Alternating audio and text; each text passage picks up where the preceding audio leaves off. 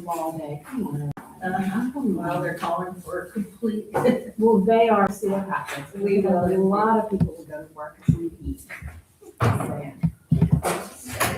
So what are you?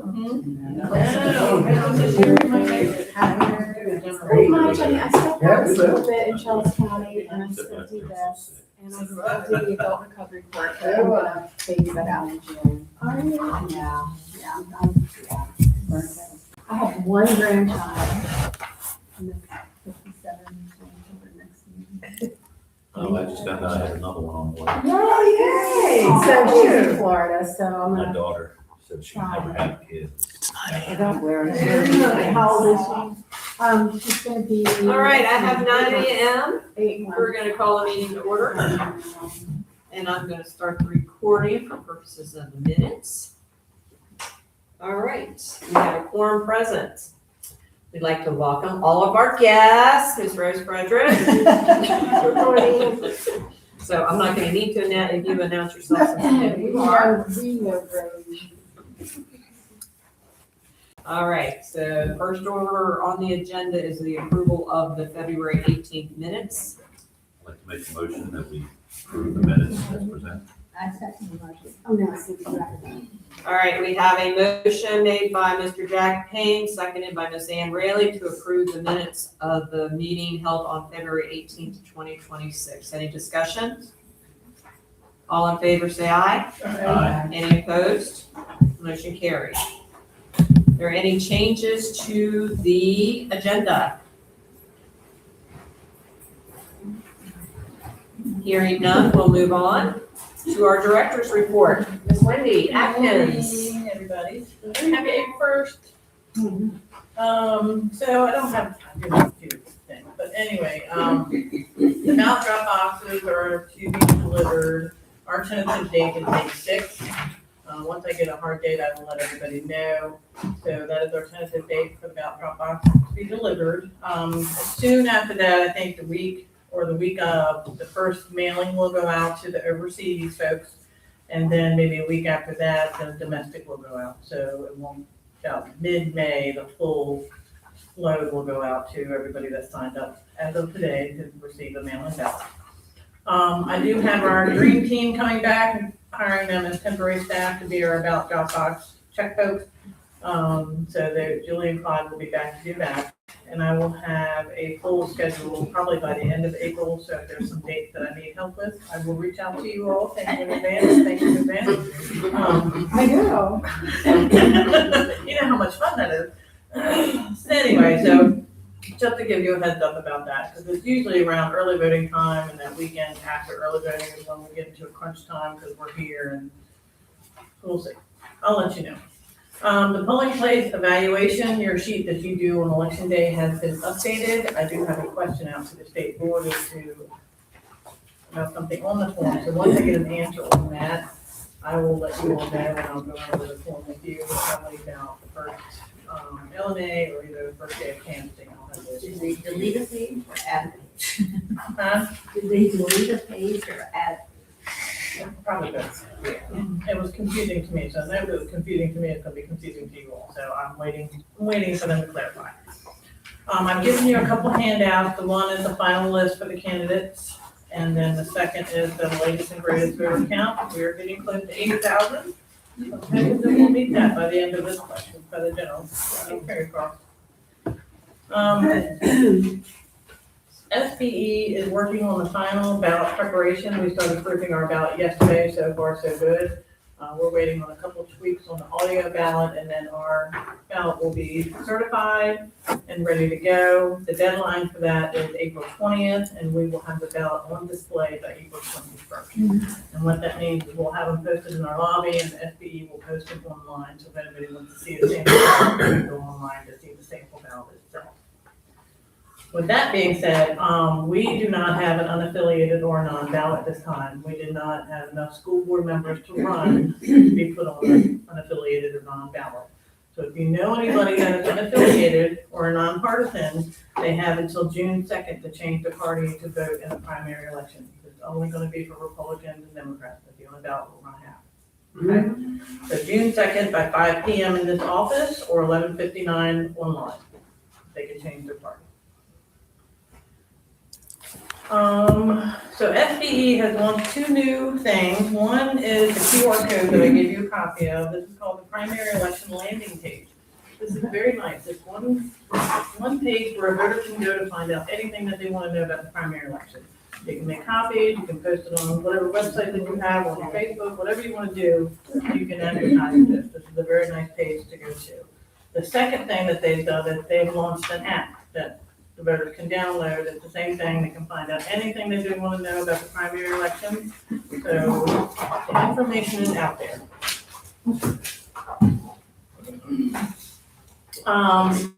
Last thing I have is when we talk about the futures, the 2028 election.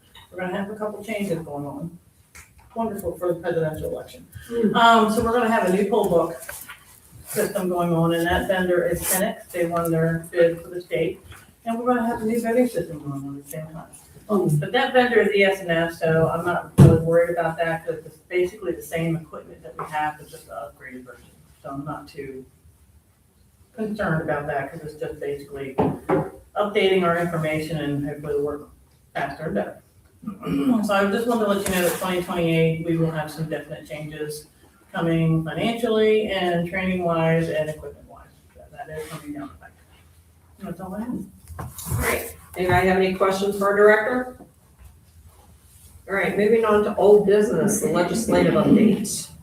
So I've given you all the latest copy of the legislative bills that NAO, our organization, follows. If you want to go, if it's a full list of bills, you can go on the Maryland General Assembly website, search what you're searching for. Legislation ends on the 13th, so it's coming to a close. Two of the bills I'm going to touch on very quickly. The one I think I discussed with you all at a prior meeting was unaffiliated, changing their parties at early voting. Well, that I was told died in the Senate, thank goodness. Not that I don't mind them changing their party, but that just puts a lot of work on us with more provisional. And we don't need that. So anyway, I've heard that died in the Senate. The one that is going through that I heard is the early voting center bus stops, which they're requiring or going to make in a law that all the counties that have an SDS bus system will be required to stop at the early voting centers. Our county is fantastic. They already do that for us, because I've had that discussion with them before. So if anybody wants to use the bus, SDS bus for early voting, and they want to be dropped off at the door, they just let them know, and they will do that. So, but they're making a bill for all the counties to be able to do that as well. So those are the two that I just wanted to highlight on. But again, if you want more information, go to the General Assembly website and find out everything that you need to know about any of the bills and where they're at. Okay, any questions on the legislative? All right, let's move on to new business. So the first one we have is, I'm going to turn it over to Brandy, because she had our election judge charity report. Good morning, everybody. So I'm very thankful to say we only have 7 openings throughout the whole county. So, Captain Walter Francis Duke Elementary School, we need 1 Democratic election judge. At Benjamin Banneker, we need 1 unaffiliated judge. At Evergreen Elementary School, we need 1 Republican relief judge and 1 Republican election judge. At Mechanicsville Firehouse, we need 1 Democratic judge. And at Oakville Elementary School, we need 1 Republican judge. And then finally, at Diner, we just need 1 Republican judge. So we've had a lot of returning judges. Most of our judges are returning. And that's pretty much it for me, if you have any questions. So what did you say you needed at Duke? 1 Dem judge and, Yes, and I'm sorry, you said 1 judge? 1 Democratic election judge. So do you know this? No, I think do I have that? Don't know, but you can have She's disappearing. Yes, I do. Oh, I don't like Michelle like that. I don't know. We didn't like that either. That's how it runs, yeah, exactly. And that changes every day, you know, we lose judges, we gain judges, it's a vicious cycle every day, but so far we're doing good. And I do have 12 applications in-house, so I still have people I can post. And I will. Very good. With a few in reserve, right? This is good. Yes, exactly. It's great news. Waiting on it. All right, next is the Maryland GOP letter updated. So I sent you all a copy of the letter that the GOP sent you all ahead of time to review. I don't really know if they want a response, it's just basically stating the law and what we're supposed to do with the election judges, which we do, we try to make it as even as possible. And we do our best to do that, so we are in compliance with the law so far. Yeah. I mean, go for it. Anybody have any questions on that? Well, duly note that it's been received. It has been received. And just for the record, we'll note that Jennifer Boyd has joined us as a guest. Sorry, I'm late. Good morning. And the second, I've received a second DOT letter from Ms. Jennifer Boyd. Just basically, restating the law, and she did give us a list of names to recruit for poll workers, and Brandy has reached out to every single one of these people that are on the list, and 2 of them we've already hired, which is good. And then the rest of them, we mailed a election judge interest form to, and I think most of them we received back, so a few we're just waiting to receive them back, so once we get that back. But if you know of anybody that wants to sign up to be election judge, please have them fill out the interest form, and that's what we need to hire them, to get the information that we need. Rather than going back with all these other emails, that's the thing that we need to hire them to the interest form. Okay, if you need some to go by, we can give you some, I can email you some, whatever you need, you just reach out to me. Does Ms. Boyd have this in her packet? Huh? Does Ms. Boyd have a I thought- copy? Okay, I may not have, I might have made copies of it. I thought I did, but I might.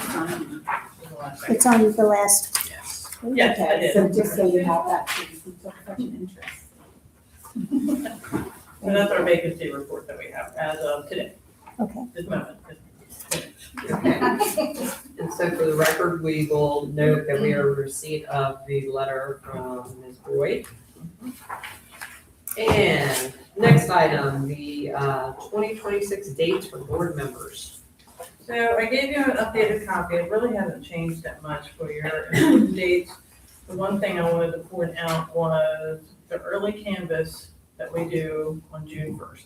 That is a hard date, we have to start that day. So we're doing early canvas, June 1st is our go-to date. If we need a second date, I was thinking either June 3rd or June 4th. I want you all to let me know which date works for you the best, and we'll go for that. I may not need the second date, it depends on how many mailing outs we get in-house as of that point. So we may just need the one day, I'm not sure. So I do want to set a tentative date, second tentative date just in case. The 3rd, Third. everybody else okay with the 3rd? If I The put it on the Wednesday. calendar? That's fine. So we'll put that on the calendar. June 3rd will be our second early canvas date for the mail-in ballots. But again, that's a tentative date. I may cancel it if we don't have enough ballots to canvass. But we will be doing June 1st is a yes. Okay?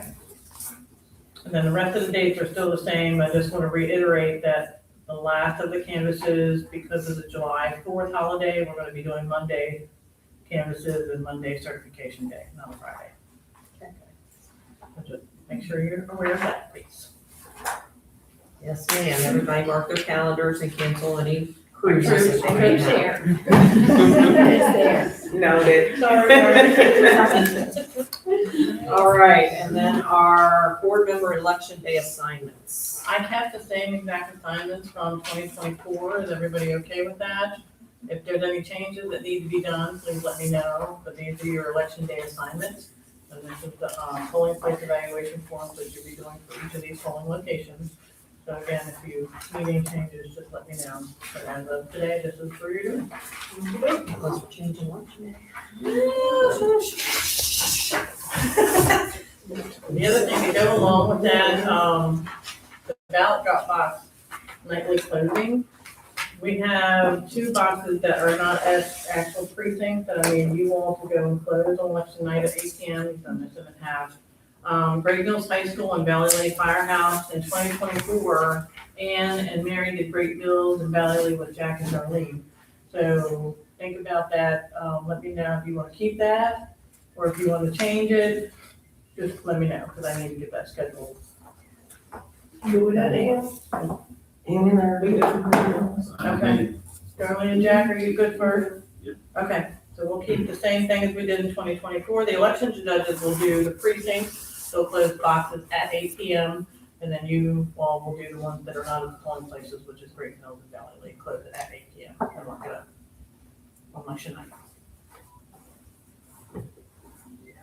All right. Any questions on that? All right, moving on. Do we need to go to a closed session? Yes. All right, so I need a motion to go into closed session. Thank you, Gary. Thank you, Darlene. So we have a motion to go into closed session made by Mary Coombs, seconded by Darlene Johnson. Any discussion? All in favor, say aye. Any opposed? All right, we will be going upstairs for our closed session.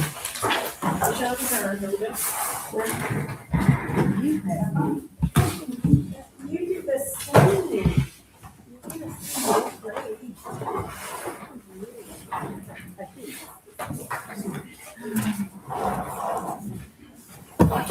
Especially if this happens.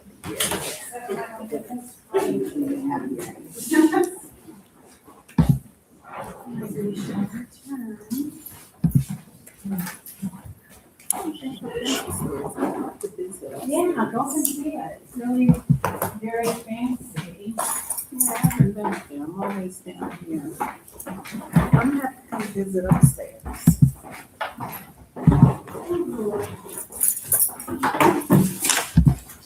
And CBS, me too. So, I just received, this is the email I get. Don't frown. But when I frown so much, it makes sense. How you doing? Do I email it?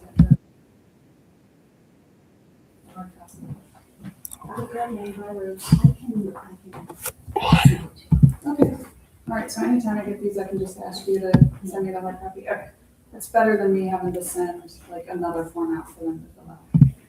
Yeah, I don't know,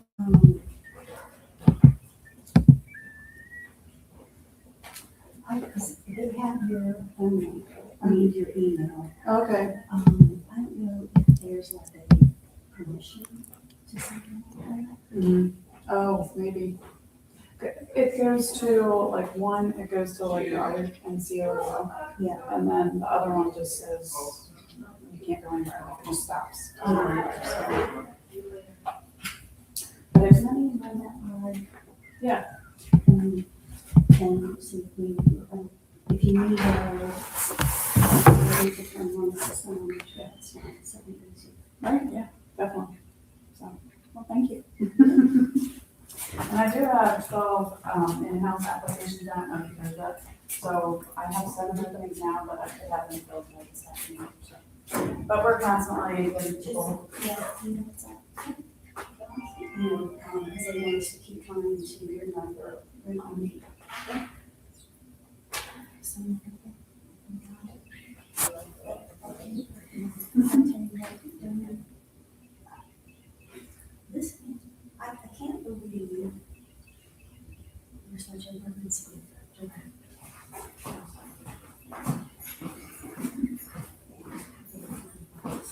Yeah. Yes.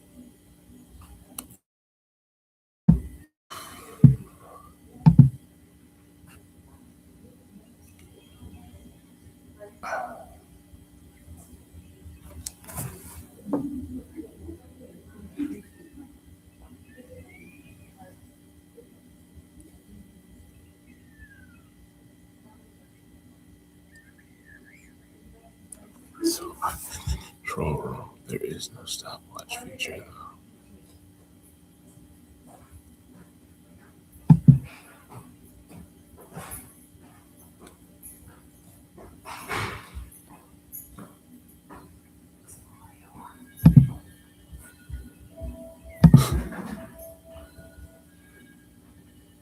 I can't.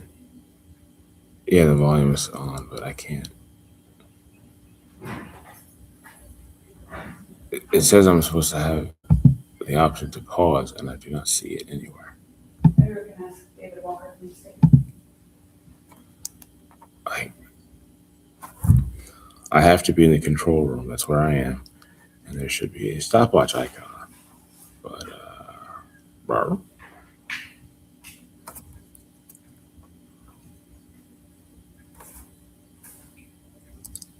I don't understand.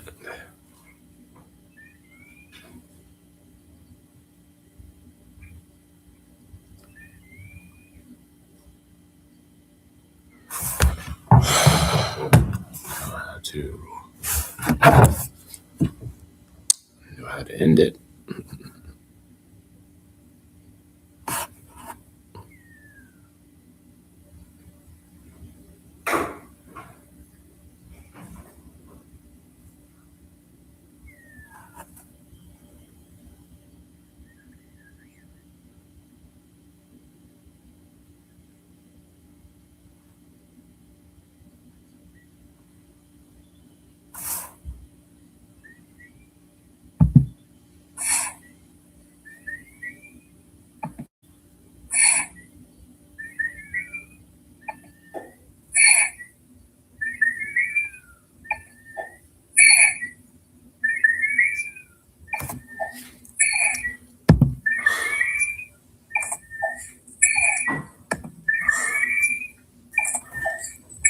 Brady, come over here. Brady, come over here.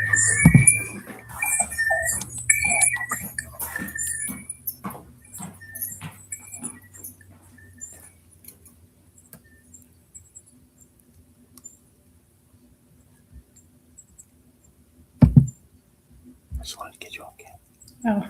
You're on camera. I can't figure out how to get this on. Like, we're still on camera, but we're not supposed to be. Mm.